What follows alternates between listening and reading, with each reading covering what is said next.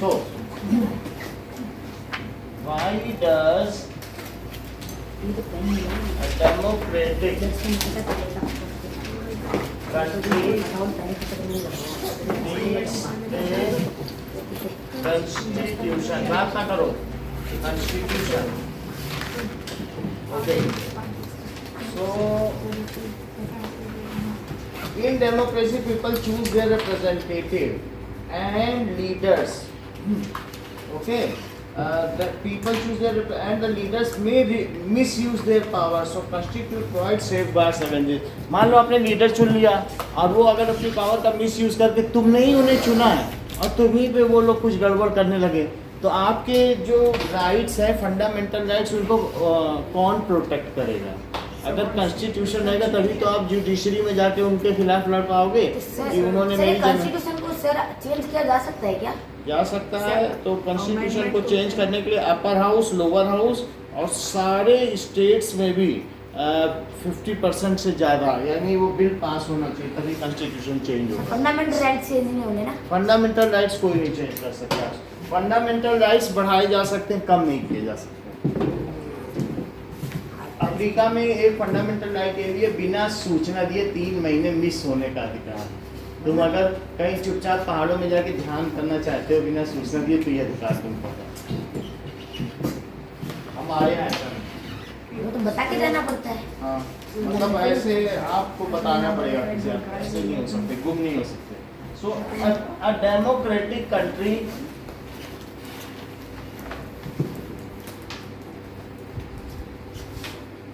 needs a constitution. क्यों चाहिए? As we elect our leaders. हम क्या करते हैं? Elect our representatives भी लिख सकते हो। हम अपने representative चुनते हैं, representatives. They may misuse their powers. वो क्या करेंगे? हम उनको पावर तो दे देते हैं लेकिन वो उसका मिसयूज कर सकते हैं। Misuse their powers. So to prevent this constitution is needed as constitution safeguards us. As उनको रोकने के लिए, प्रिवेंट का मतलब क्या होता है? रोकने के लिए। To prevent them to do so, है ना? सो to prevent them to do so, we need a constitution. Constitution safeguards our fundamental rights. Constitution क्या करता है? Constitution safeguards our fundamental rights. Our fundamental. अगर मान लो टीचर का भी पढ़ाई और क्वेश्चन आंसर आपको याद है तो वो भी सुना सकते हो, जरूरी नहीं कि यही सुना, पहले से याद है तो वो सुना सकते हो, ठीक है? अवर फंडामेंटल राइट्स, तो हमारे फंडामेंटल राइट्स को भी बचाता है। और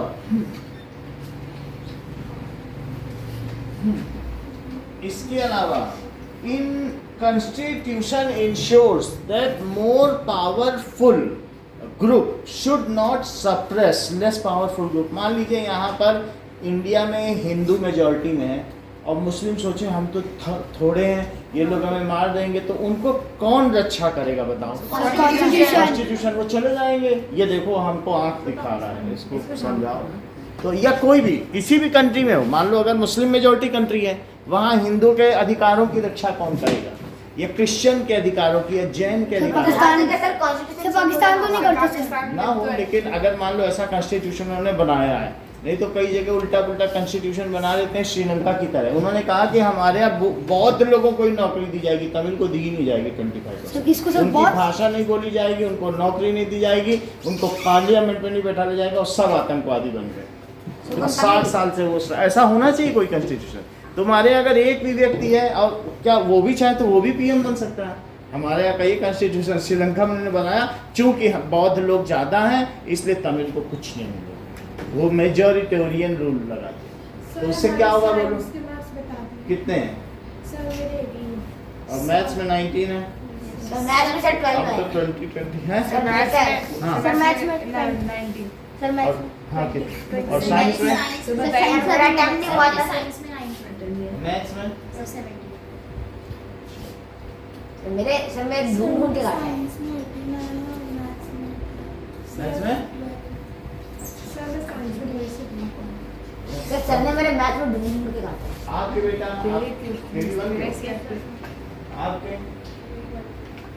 सर मेरे से 12 नंबर है सर। एक ही गलत हुआ, जितने की उनमें से एक ही गलत। नहीं बताएं। सर जितने की उनमें से मेरा एक ही गलत हुआ बस। सर थोड़े आपके कम है। यस सर मेरे साइंस में वीक वीक कैसे हो तुम? तो इतनी तेज हो, वीक कहाँ से हो? हाँ। सर पिछली बार भी बहुत खराब मार्क्स आए थे ओके मेरे। ओके। और बाकी ओवरऑल क्लास में तो आप लोग तो ठीक हैं कि नहीं? Yes sir. क्लास को देखते तो कंस्टिट्यूट देखो कंस्टिट्यूशन इंश्योर्स किस चीज को इंश्योर करता है? That more powerful group dominate है ना ओवर। भी लिख सकते हैं। हाँ, दैट मोर पावरफुल ग्रुप में रूल तो कोई भी कर सकता है, लेकिन उसे ओवर पावर नहीं करना चाहिए, डोमिनेट नहीं करना चाहिए। Should not dominate over less powerful. बात सर ये समझ- परेशान कर रहे हैं। हाँ? है ना? परेशान सर मैंने पूछा बस। 10 बार पूछ लिया। आप अपने में ध्यान दें, यहाँ इतने लोग हैं, इनमें बात करो, वहाँ क्यों कर रहे हो? ठीक है। The constitution guarantees fundamental rights, ठीक है, and it ensures social, economic and political welfare of people. Constitution ensures, constitution ensures social, economic and political welfare। political welfare का क्या मतलब होता है?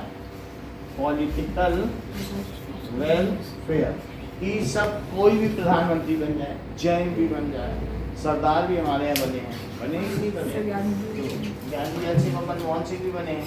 तो ये हम हमारा कॉन्स्टिट्यूशन हमको इंश्योर करता है। लिख के दिखाइए क्या लिखना? यही। सर पहले ये सही यार सही लिखना।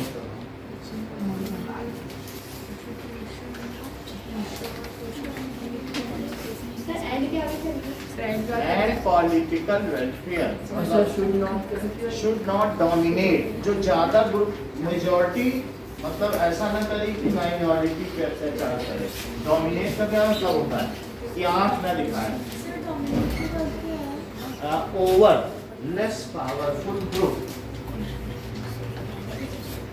मैथ्स में कितने बता रही हो? 70 और साइंस में? 90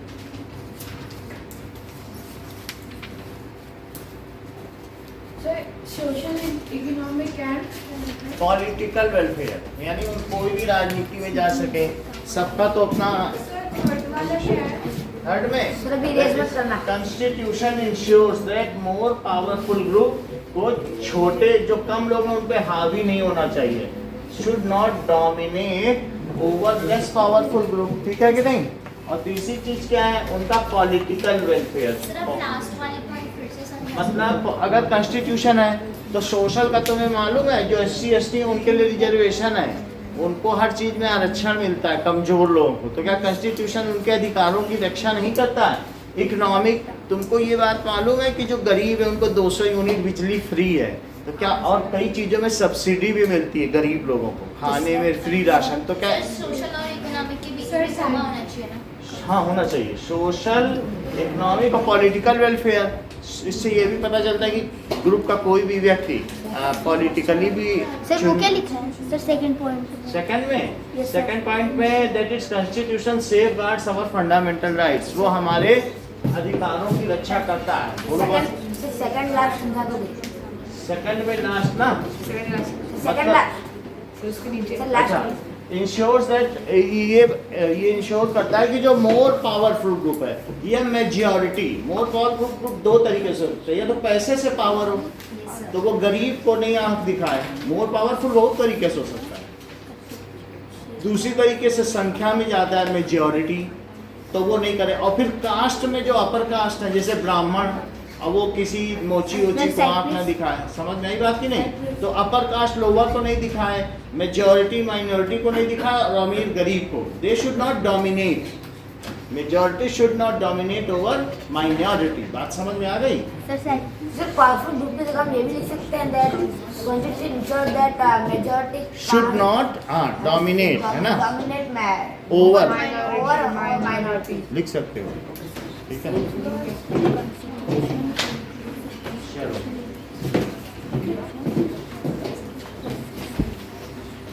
नाइनटीन 1990 में नेपाल में नेपाल एक डेमोक्रेटिक कंट्री बन चुकी बन चुकी थी। फिर उसके बाद उसका मोनार्क कौन बन गया? किसने खुद को राजा घोषित कर दिया? बोलो। किंग ज्ञानेंद्र सिंह, है ना? तो ज्ञानेंद्र पे, तो इससे क्या पता चलता है कि उनके कॉन्स्टिट्यूशन में कोई कमी थी ना, तभी तो कोई भी आके राजा बन लेता है। कभी कोई माओइस्ट उसमें आगे आ जाता है ना, तो कॉन्स्टिट्यूशन में गड़बड़ी है नहीं। जैसे मैंने श्रीलंका का बताया, उन्होंने बोला कि कोई तमिल जो है वहाँ बनेगा ही नहीं, उसे नौकरी ही नहीं देंगे। 25% लोगों को नौकरी नहीं दोगे तो फिर सब वहाँ पर फिर क्या हुआ? उग्रवादी बन जाएंगे। तो तुम ऐसा करोगे, वो लोग हथियार उठा लिए, बंदूक उठा लिए, हमको कैसे तुम नौकरी नहीं करोगे? सर तो अब देते हैं। आप दे रहे हैं, बहुतों को तो मार ही दिया, 25% से 5% के लिए मार तमिलों को मारा। और राजीव गांधी ने 10,000 की सेना भेजी थी उन तमिलों को मरवाने के लिए। फिर राजीव गांधी को उन्होंने मार दिया, बम से उड़ा दिया। हमारे प्रधानमंत्री, हमारी 10,000 की शांति सेना थी, उसमें 9,000 हमारे लोग भी मारे। सर मतलब ये तो अच्छा नहीं है ना कि हमारे कंट्री का कोई अपनी कंट्री के लोगों को मरवाना चाहता है। तो हमने श्रीलंका में भेजा था। सर लेकिन थे तो तमिलनाडु के, और तमिलनाडु तो सिचुएटेड इंडिया में है। हाँ, और वो भी तमिल ही थे तो थे, लेकिन तो एक गलत किया ना उन्होंने। राजीव तो गांधी अगर कोई चीज विजन सही नहीं है तो तुम्हें भुगतना पड़ेगा। और तुमने अपने सैनिक भी मरवाए। नहीं, ये कोई सोल्यूशन नहीं है किसी के इंटरनल मैटर में जाके मरवा देना। नहीं सर तो वो श्रीलंका ने मांगा था कि राजीव गांधी स्वदेश जाते थे। तो जो डोमिनेटेड ग्रुप थे उन्होंने कहा कि तुम कुछ करो, देखो ये लोग गड़बड़ करें। बोले अभी हम करते हैं, अभी मैं मरवाता हूँ। राजीव गांधी को शर्म तो जो तमिलनाडु के लोग थे वे विरुद्ध हो गए कि तुम वहाँ के तमिल को मरवा रहे हो। और उन्होंने वहीं के लोगों से मिलकर एक ऐसा प्लान बनाया कि राजीव गांधी को पेरम्बदूर में बॉम्ब से उड़ा दिया। लक्ष्मी के नाम था उसका। वो सर पैर छूने आए, राजीव बटन गांधी को पता दबाया। था? सर राजीव गांधी को पता था? पता थोड़ी चलता है, कोई बॉम्ब से उड़ा जाएगा पता लगे। मजा आया। Now, what is difference in who exercised power in 1990 and in the interim constitution of Nepal? देखो क्वेश्चन नंबर 2 ध्यान से देखो, अलग से टाइम नहीं देंगे, बस तुरंत पेपर मिलेगा। और तुरंत हमें बताना भी है, मैं जिसको कहूँगा पूरा बताएगा तो इनाम भी है। What is difference? What is difference in who exercise executive power? In who exercise, किसके पास executive power थी? Executive power इन in 1990 में किसके पास थी? And interim constitution of Nepal. फिर उसके बाद उनका एक छोटा मोटा कॉन्स्टिट्यूशन बना। इंटरिम का मतलब है थोड़ी देर के लिए बनना। सही आंसर है। नहीं, कॉन्स्टिट्यूशन क्वेश्चन भी समझना चाहिए। Interim constitution of Nepal. तो उन दोनों में क्या डिफरेंस है? एक राजा का शासन और एक इंटरिम कॉन्स्टिट्यूशन, इन दोनों में क्या डिफरेंस है? क्या तुम ऐसा समझते हो नेपाल को आज एक नए संविधान की जरूरत है? ये जो बुक बनी That Nepal needs, बात नहीं करो बेटा, that Nepal needs a new constitution today. New constitution today. Sir ये तो बुक में आई नहीं है, ये देखो सेकंड क्वेश्चन। नेपाल का हमने उस दिन डिस्कस किया था, बट सर इतना लंबा नहीं है सर कि अभी बता रहा हूँ। तो इन 1990 नेपाल, कुछ ही वर्ड्स में बताएंगे। इन 1990 Nepal constitution, the executive power of the kingdom was entirely in the hands of king. तो उन्होंने एक ऐसा संविधान बनाया कि जितना भी पावर्स हैं वो राजा के पास है। सर किसके लॉ पास है? बनाएगा संविधान, लेकिन जो सैनिक शक्ति है वो राजा को दी जाएगी, तो राजा तो मिसयूज कर लेगा। Yes, अगर तुम sir. एग्जीक्यूटिव, उसको कुछ नहीं देना चाहिए था, अगर तुम उसको दे दोगे तो वो क्या करेगा बताओ। उन्होंने अपने संविधान में लिख दिया कि सारी पुलिस सब राजा की, तो वो लोग कभी भी उनको यूज कर लेगा। तो उन्होंने अपने कॉन्स्टिट्यूशन में ऐसा लिखा। देखो in 1990 Nepal has a constitution, उसके पास क्या था, As a country, constitution. Constitution in which, जिसमें उसने क्या किया, executive power was given to, King. बिल्कुल सही है, executive power was given to king. अच्छा, किंग को दे दी गई, ठीक है। And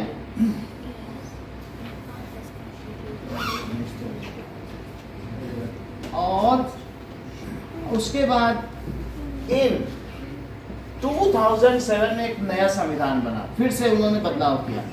in 2007 in interim constitution, यानी अंतरिम संविधान, एक लोकल संविधान थोड़े दिन के लिए बनता है, इंटरिम कॉन्स्टिट्यूशन। नाउ तो power was in the hands of council of minister. Power किसके हाथ में आ गई, काउंसिल ऑफ मिनिस्टर। जैसे हमारे प्रधानमंत्री और गृह मंत्री, रक्षा मंत्री के हाथ में होती है कि नहीं, कैबिनेट मिनिस्ट्री के हाथ में, ऐसे उनका काउंसिल होता है। सर, तो जैसे किंग इस पावर का मिसयूज कर सकता है, तो वैसे ही हमारे प्रेसिडेंट और प्राइम मिनिस्टर भी तो मिसयूज कर सकते हैं। उसके लिए एक बहुत सारी एजेंसियां हैं, जैसे सीबीआई है और इसके अलावा एनआईए है। ऐसी अगर जरा सा गड़बड़ करेंगे, और जुडिशरी है, थोड़ा भी किया तो एक वकील भी केस दायर कर सकता है कि इन्होंने अपना, प्रधानमंत्री ने उनकी पावर ली है ओवर पावर, तो यानी जुडिशरी लेजिस्लेटिव की नहीं ले सकती है और लेजिस्लेटिव एग्जीक्यूटिव की नहीं ले सकता है, वैसे भी आपस में भी नहीं ले सकते हैं। और उनको लिखा हुआ है कॉन्स्टिट्यूशन में कि तुम्हें क्या करना है क्या नहीं करना है, तुम्हारे अधिकार से। तो इसीलिए तो संविधान इतना मोटा है, 2 साल में पढ़ने की, सबसे बड़ा संविधान हमारा ही है। तो कॉन्स्टिट्यूशन के बाद क्या लिखा है सेकंड लाइन? सो इन इंटरिम कॉन्स्टिट्यूशन, अंतरिम संविधान में, जो अंतरिम थोड़े दिन के लिए बनता है, अंतरिम constitution, power was in the hands of, किसके हाथ में थी बोलो, council of ministers. Council of ministers जैसे हमारे होते नहीं है कैबिनेट मिनिस्टर्स, तो वैसे किसके हाथ में थी, council of ministers headed by, और उनका नेता कौन था, headed by prime minister, headed by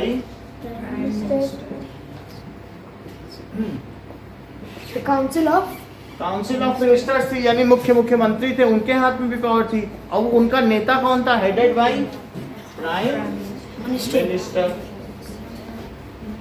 तो अब पावर बदल गई ना, पहले किंग के हाथ में थी 1990 में, और 2007 में किसके हाथ में आ गई, sir council of council of minister. ठीक है।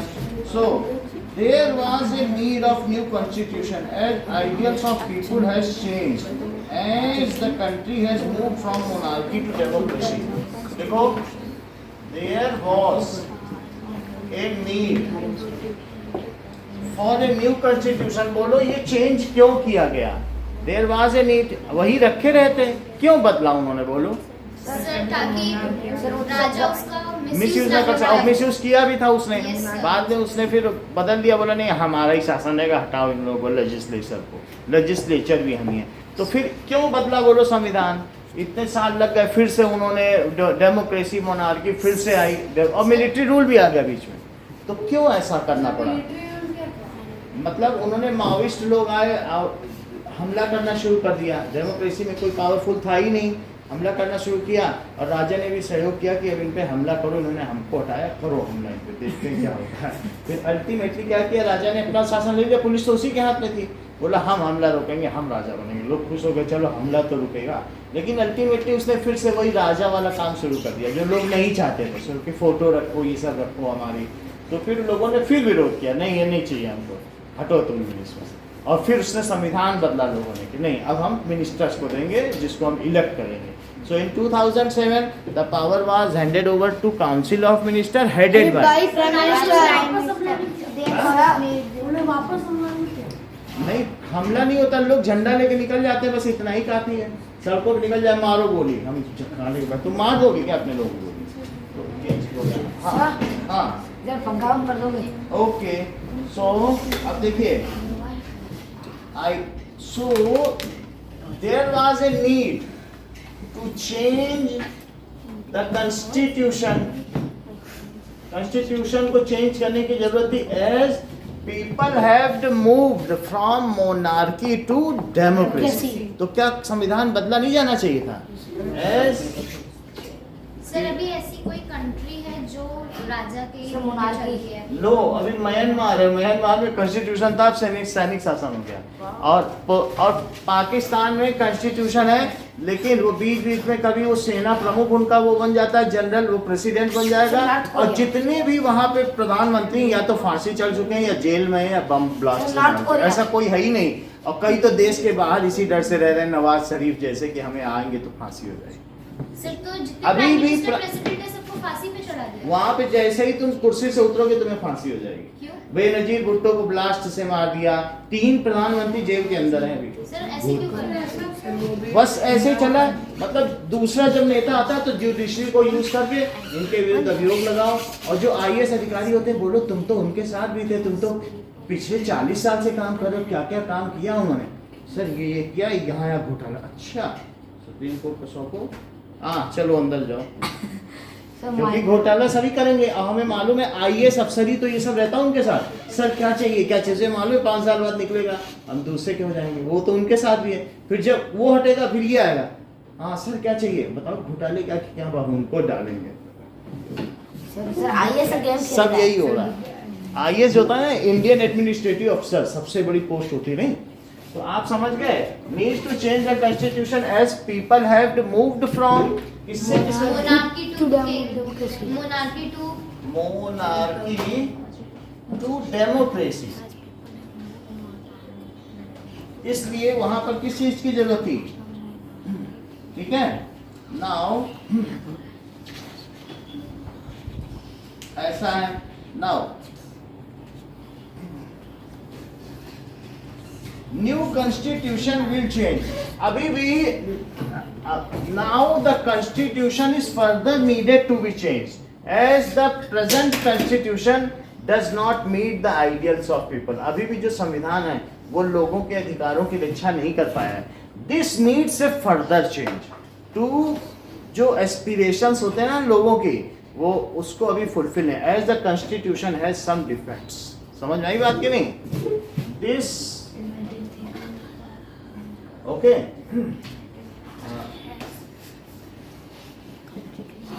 This needs a further change. क्यों चेंज चाहिए? To bring complete democracy. किसके लिए? Complete democracy in Nepal. Nepal Devvrat बताओ। In 1990, the Nepal has a constitution. The executive power has in the hands of the kings. In 2007, the interim constitution give executive power to the Council of Ministers headed by Prime Minister. Headed by Prime Minister.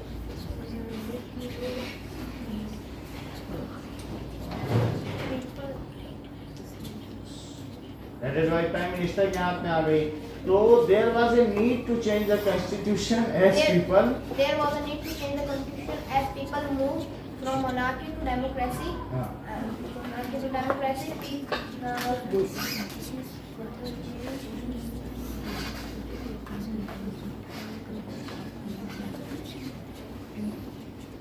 ठीक है बैठिए, बोलो आप। Sir, in 1990, Nepal has उधर मत देखो, हाँ। Nepal has a constitution in which the executive power was in hand of the king. In 2007, the constitution changed and the executive power was in hands of council of ministry, which headed by prime ministers. हाँ Further, ठीक है आगे further Nepal become has moved Nepal has moved Nepal has moved from a monarchy to a democratic country. Yes, because of there was a need to change the constitution. this need is further to bring democracy. ठीक है बेटे आप क्या बोलो In 1990, the constitution says that the executive power was given to the king, but in 2007 the constitution changed and the executive power was given to council of ministers headed by the prime minister. The constitution needed change because the people moved from monarchy to democratic. So further, this needs a further change. and this needs the further change to make Nepal democratic country. हाँ ठीक है truly democratic country या truly complete में अच्छा लगे तो क्या बता सकते हो ट्रूली डेमोक्रेटिक कंट्री ठीक है ओके नाउ इस चीज को आप लोग लिख के दिखाएंगे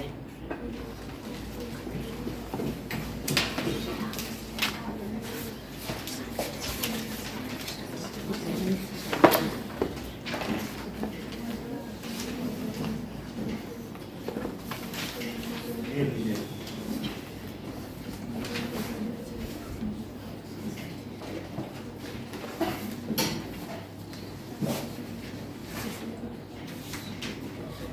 okay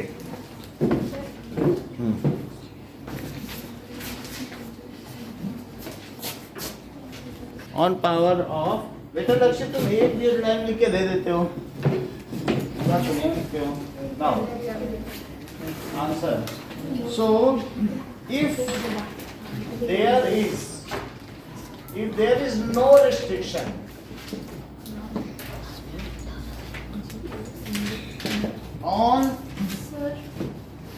on the power of elected representatives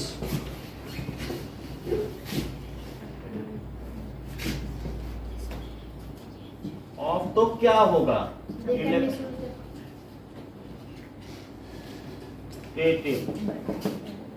then these leaders might misuse their power like then these leaders might misuse their powers.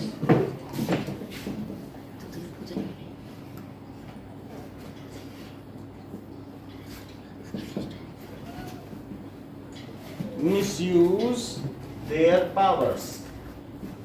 वो अपनी पावर का मिसयूज कर लेंगे और साथ में क्या करेंगे ठीक है and it will such kind of misuse इससे क्या होगा बोलो kind of misuse of power will lead injustice और क्या इससे injustice आ जाएगा Yes, sir. will lead injustice and mismanagement जैसे हमने आपको बताया आनंद मोहन को उन्होंने छुड़ा लिया अब फिर बोला आप सब नहीं आप बंद रहो कल बताया था कि नहीं आनंद मोहन को वापस नहीं डाला। अरे अब बवाल हो रहा है पूरे बिहार में अब तो नीतीश कुमार वापस नहीं आएंगे अब सुप्रीम कोर्ट में उनके खिलाफ केस भी फाइल हो कब हुआ था ये 4 दिन पहले 4 दिन पहले की हाँ अब बवाल हो गया पूरे सब लोग खड़े हो गए बोले ये क्या कर रहे हो तुम मिसयूज और इससे क्या होगा मिसमैनेजमेंट हो गया ना विल लीड इससे क्या होगा बोलो विल सर लीड फर्स्ट वाले पॉइंट में क्या है अभी बताएंगे इनजस्टिस एंड मिसमैनेजमेंट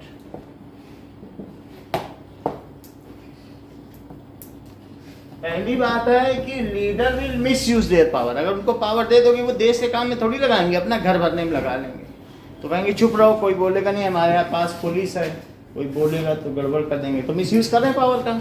और दूसरा क्या करेंगे, ऐसा करें मिसयूज होगा तो फिर क्या होगा, क्या उससे इनजस्टिस फैलेगा कि नहीं, वो जिसको मर्जी छुड़ाएंगे, जिसको मर्जी अंदर डालेंगे, और मिसमैनेजमेंट भी होगा, लोगों का भरोसा उठ जाएगा डेमोक्रेसी से कि देखो हमारे साथ लॉ नहीं है। जब तक इक्वलिटी नहीं है तब तक डेमोक्रेसी नहीं है, इक्वलिटी पे डेमोक्रेसी चलती है। ठीक है, मयंक रिपीट करो दोनों पॉइंट। सर अगर वो जो इनको अगर जो हमारे रिप्रेजेंटेटिव हैं अगर हम इनको पावर दे देंगे कि ये कुछ भी कर सकते हैं तो इससे इनजस्टिस और इन मैनेजमेंट होगा, वो जिसे मर्जी वो जेल में डाल सकते हैं, जेल से निकलवा सकते हैं। रैयान बताइए, इंग्लिश में बताइएगा। हाँ अच्छा, शौर्य बताओ, एक minute. So these leaders can misuse their powers. This leads to injustice and unmanagement. Mismanagement, ठीक है कि नहीं? हाँ बोलो। Sir, if our representatives does not have any restrictions, then they can misuse their power and there will be mismanagement or ठीक है, बैठो। हाँ sir, injustice. Now question 4, Shaurya ने ठीक बता दिया है। Now in each of the मैंने ठीक बताया था। अगला लिख देना। So in each of the following situation identify the minority. बोलो कौन माइनॉरिटी है? Write one reason why you think it is important to respect the view. In a school 30 teachers हैं और 20 मेल हैं, तो कौन माइनॉरिटी है? Sir, 30. Sir, female teachers.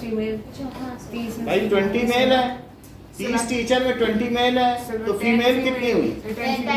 तो वही तो माइनॉरिटी है। अच्छा, इनमें सिटी 5% बुद्धिस्ट हैं, तो कौन माइनॉरिटी है? बुद्धिस्ट। अच्छा, in a factory mess for all employ 80% vegetarian है और 20% नॉन वेज खाते हैं। Minority in a class of 50 student 40 belongs to well off family. बहुत अपकार वाले घर के 10 जो हैं वो रिक्शे से आते हैं, सो ये पुअर पर्सन्स हैं, ठीक है कि नहीं? सो ये सारी बातें कही गई हैं। अगला क्वेश्चन देखिए, question 5, listed below are the key features of Indian Constitution. Write 2 sentences in own words. Or why do you think this feature is important? ये शौर्य एक उसमें से ले लीजिए। Now, अब देखो क्वेश्चन नंबर 5 कि listed below are the key features of Indian Constitution. Write 2 sentences in your own words. Federalism के बारे में लिखो।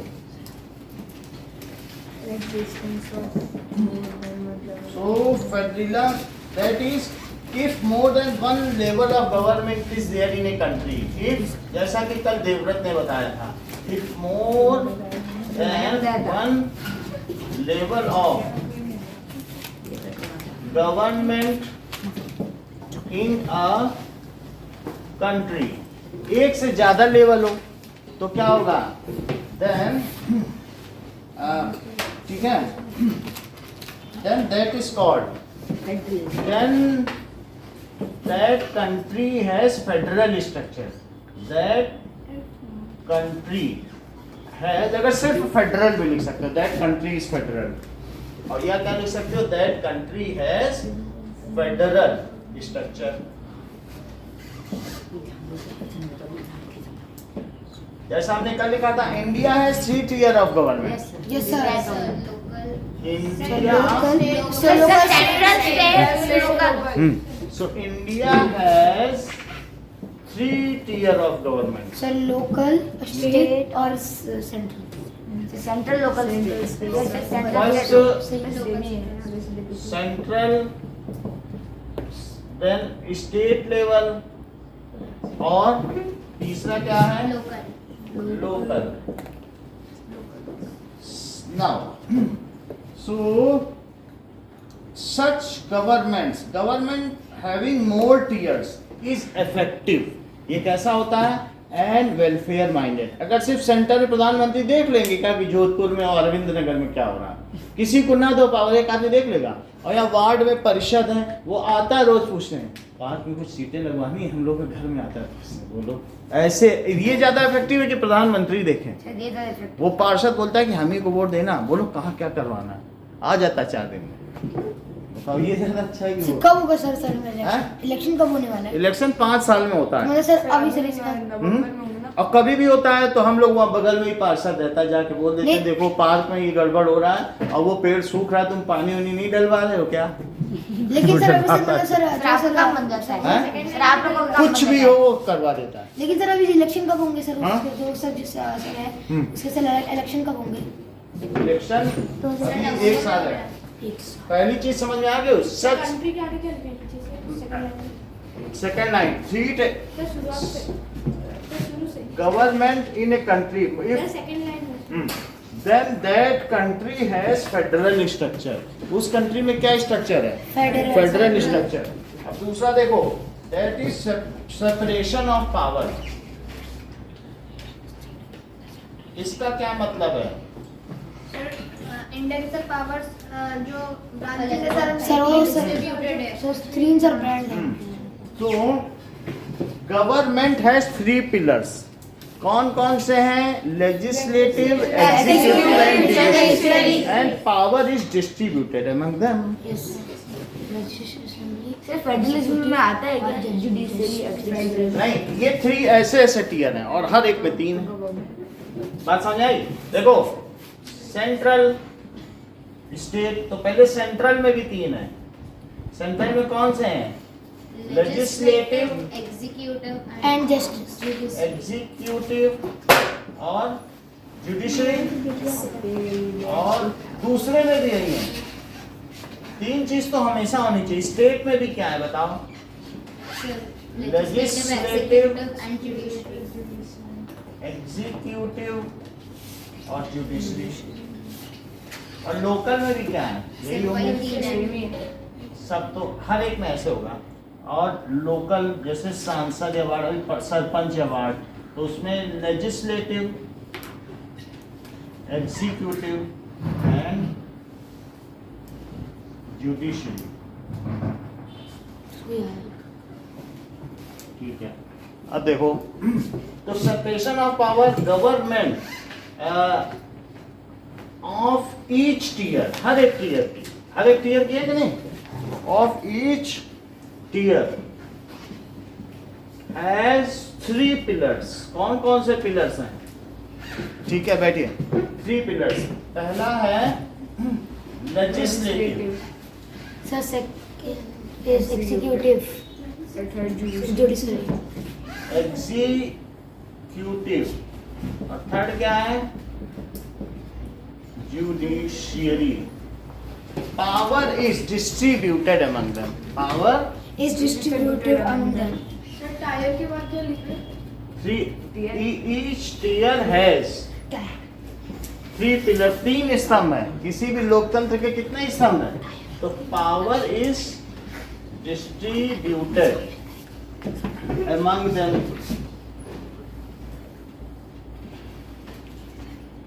समझ में आया? Yes sir. Also power is distributed among the 3 tiers।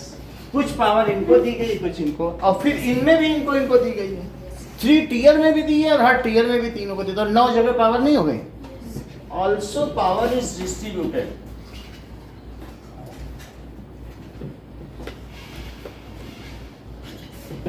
among the 3 tiers।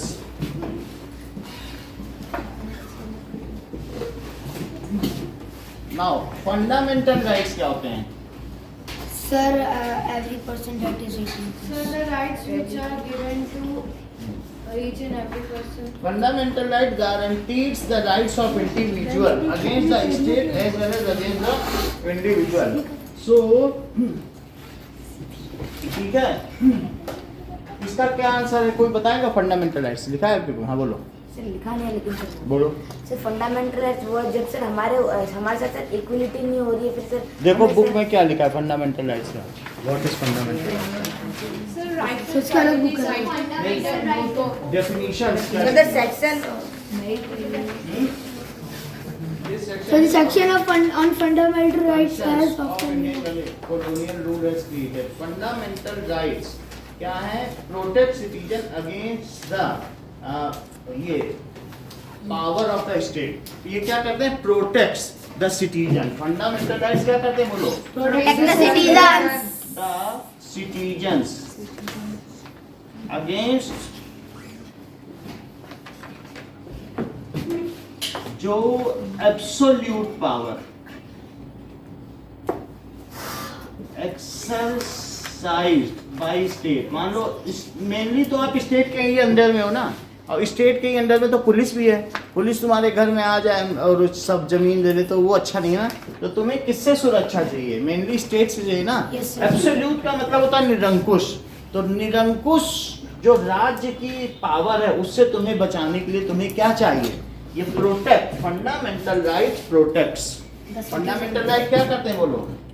Protects the citizen against absolute power. Fundamental rights protect the citizen against absolute power Exercise. exercised by state. Exercised by में लिखना चाहो तो लिख दो powers of the state, ठीक है? And कितने तरीके के फंडामेंटल राइट्स हैं? There are 6 types of fundamental rights. सबकी लिस्टिंग करते हैं।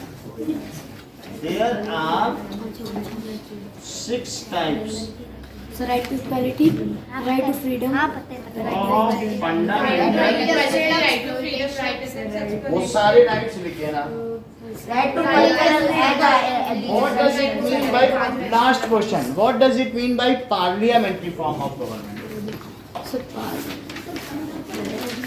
So the different tiers of government that you just shoot about consist of So this means that the people of India have a direct role in electing their representatives. लो दिखाओ इसका क्या मतलब? Parliamentary form of government, this means सिर्फ मान people of India has a direct role in electing their representative. People of India can directly elect their representative. People of India can directly elect their representative. उसको कौन सी कहेंगे? उसको कहेंगे parliamentary form of government. समझ में आ गई बात? Okay, इतना ही रखो। कल बढ़िया पेपर देना। Thank you sir. So कल क्या होगा? कल लास्ट है क्या पेपर? किसके बाद भी कुछ है? सर इसके बाद इंग्लिश और तो इंग्लिश ग्रामर कराएंगे और संस्कृत में संस्कृत कराएंगे। तो संस्कृत संस्कृत तो हमें गीता के 700 श्लोक आते हैं। एक श्लोक पे 1 घंटा बोलते हैं।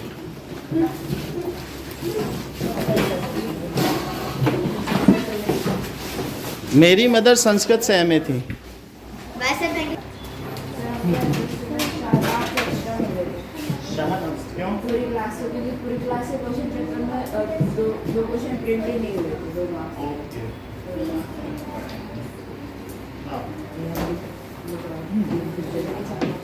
चलो, कौन कौन से चैप्टर आना है बोलो? सर 2.3 तक आ रहा है। 2.3 तक आ रहा है। 2.3 हम लोगों ने 2.2 किया है ना। 2.3 का कुछ किया है? चेक करो 2.3 नई बुक में 2.3 क्या है? चेक करो। ये नहीं है ना? सर ये तो कर लिया आपने। हाँ? चेक करते हैं। सर वो जीरोस ऑफ फॉरेन ये आ रही पूरी सर हमारे पूरा पेपर आ रहा है। 2.3 देखो